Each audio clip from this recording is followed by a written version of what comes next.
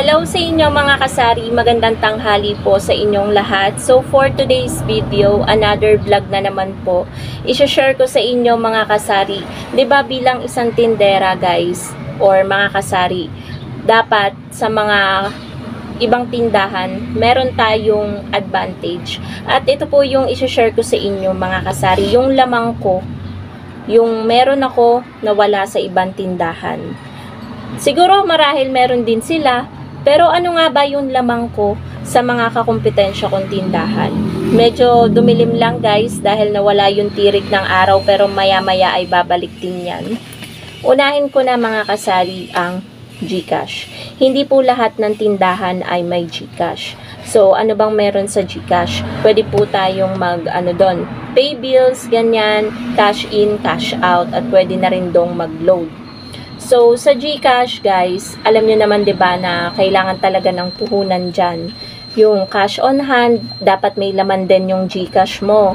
Kasi kapag ganun, guys, may times na nasushort tayo, kaya kailangan natin yung malaki-laking halaga na puhunan dito sa GCash. Kaya yung ibang tindahan, guys, meron ditong ibang tindahan na walang GCash. Kaya ito marahil yung I think na lamang ko sa mga kakumpetensya kong tindahan. Sa ibang tindahan lang naman kasi yung ibang tindahan naman dito ay may GCash din. So, nagtatalo-talo na lang yan guys kapag may GCash din sila sa charges naman. Sa charge or sa service fee. Service fee na tinatawag, yung patong ng tindera. Kasi meron dito guys kapag nasa 50 pesos na plus 5 na. Tapos kapag nasa bandang 80, 90, ganyan, plus 10 na agad sila. Kasi ako guys, nagpa plus 10 lang ako kapag 100 plus na ganyan. Kapag mga 150 above, plus 10 na ako doon. Lalo nga guys kapag mga malakihan, yung iba siguro plus 20 pa. Ako plus 10 lang. Meron nga dito naglo-load ng regular 300, ganyan. Plus 10 lang ako. So, yun. Nakakatalo na lang talaga mga kasari sa charge. And then, sa load, ganyan. So, ang lamang ko sa mga dito kasi yung unang puntahan Buti na lang hindi pa bukas yung nakatayo na dyan na tindahan. Kaya sa akin pa rin naglo-load yung mga regular customer ko, yung mga galing sa labas. Pero tsak na medyo uunti yan kapag nagbukas na yung tindahan dyan sa labas. Kasi ang ganda rin ng tindahan nila, tabing kalsada. Kitang-kita talaga. So, ayun. Thankful naman ako at hindi pa sila nag-o-open. And soon, mag-o-open na rin yan kasi sobrang ganda na ng tindahan. Laman na lang talaga at tindera ang kulang. So, lamang ko dito, yung mga naglo-load kasi dito as in pagka-expired, load agad. Ganyan. Kaya medyo lumalaki-laki din yung income natin sa GCash, yung kita. Alam nyo naman mga kasari na kapag ang dami, lalo mas kumikita tayo sa cash in, cash out. Kasi yung charge natin doon, kada 1K is 20 pesos. So, kapag merong nagpa-cash in, cash out ng 5,000, instant 100 pesos na agad na kita yon, linis na kita na yon mga kasari. Paano pa kapag 10,000, instant 200 pesos na agad. So, pangalawa is sigarilyo. Meron dito guys na mga tindahan, may sigarilyo talaga. Halos ng tindahan may sigarilyo talaga.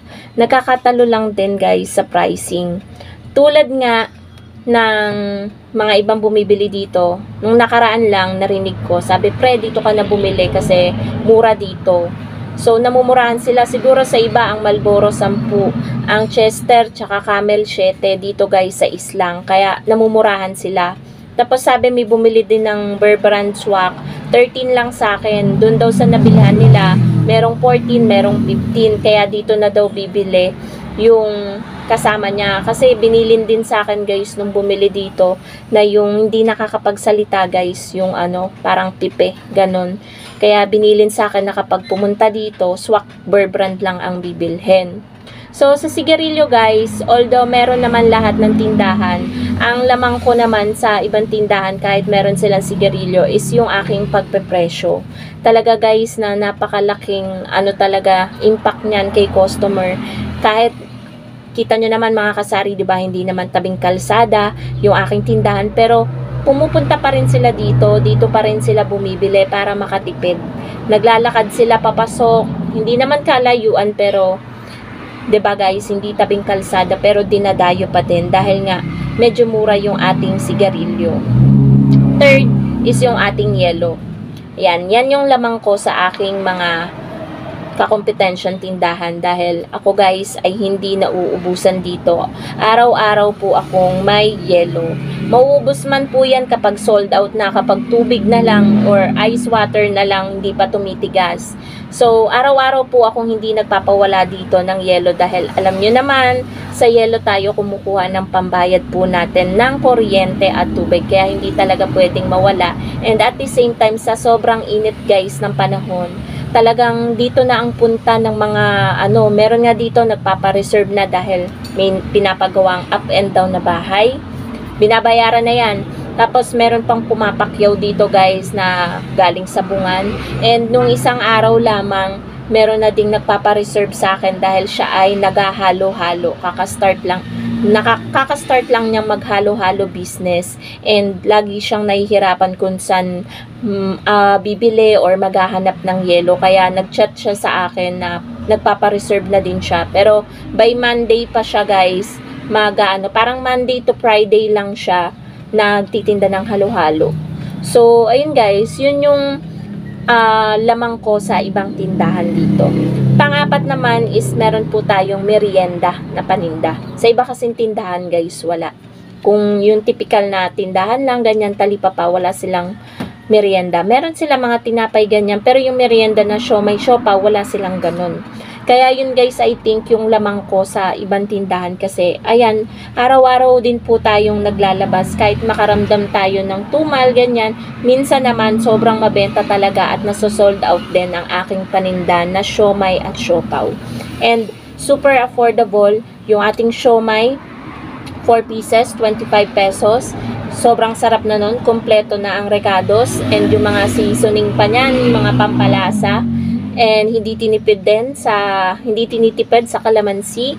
Hindi namin hinahalo yung kalamansi dun sa toyo kasi meron gumagawa nun guys.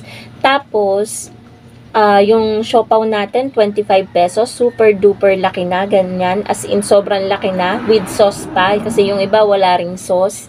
So, ayun guys. Yun yung lamang ko. Meron tayong panindang merienda. Pwede rin iulam. Minsan may nag-uulam din guys. Bumibili dito. Inuulam yung siomai. Madalas may bumili. So, pang-5 naman po mga kasari, meron po tayo parating panukle. Pamalit sa mga buong pera ng ating mga customer.